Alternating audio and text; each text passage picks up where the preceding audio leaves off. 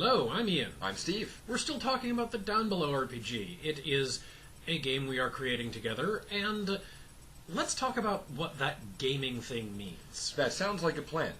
So, last time Steve mentioned that the important story is what happens together at the gaming table.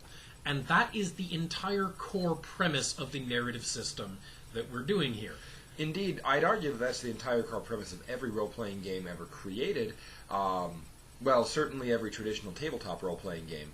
But we're really talking specifically about what's going on here as opposed to broader game theory.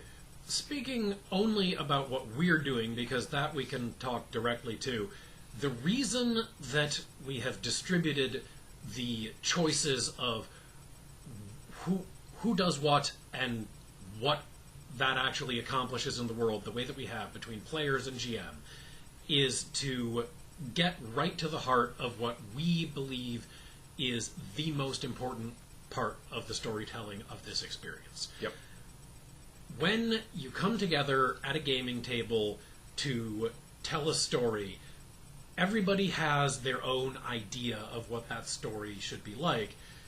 The GM is a person who tends to plan more of an overarching, this is the thrust of what all of the characters are going to be doing, this is the setting they're going to be doing it in, these are the challenges they will face, while each player has a character and they want to see that character do certain things, be cool in certain ways, get certain things.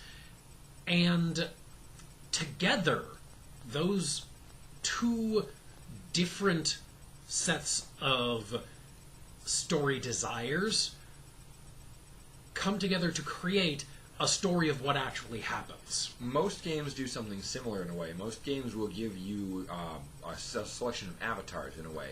The GM's avatar is the story, the world, the sandbox. The players each have a single avatar, the character.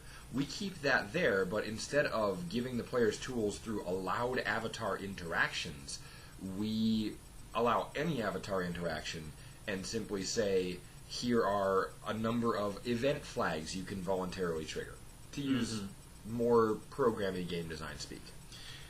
And even in a computer-based RPG, there is a difference between the potential story, which the people who are setting it up as programmers have to deal with, and the actual story. If you look at the difference between a story map of a Mass Effect game showing all the possible different branching paths you could take, and someone's Mass Effect Let's Play, you will see the massive difference there.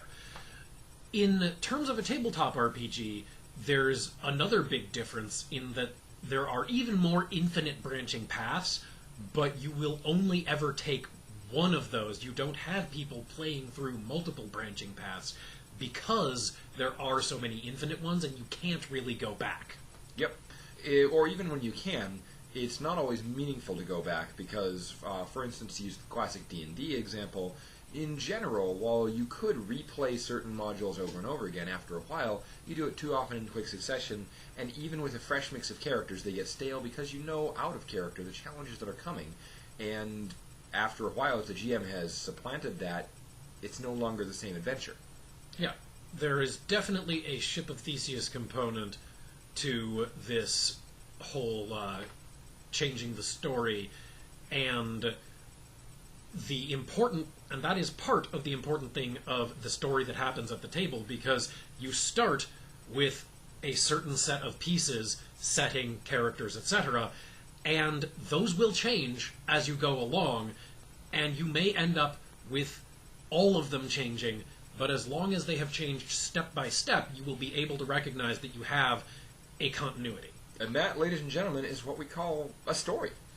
So next time we will talk about another element that is important to crafting the stories of this game, but that's about enough for today, so thanks for falling through the cracks with us.